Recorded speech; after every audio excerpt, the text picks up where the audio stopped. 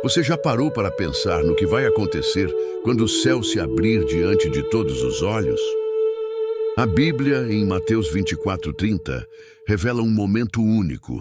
Então aparecerá no céu o sinal do Filho do Homem, e todas as tribos da terra se lamentarão, e verão o Filho do Homem vindo sobre as nuvens do céu com poder e grande glória.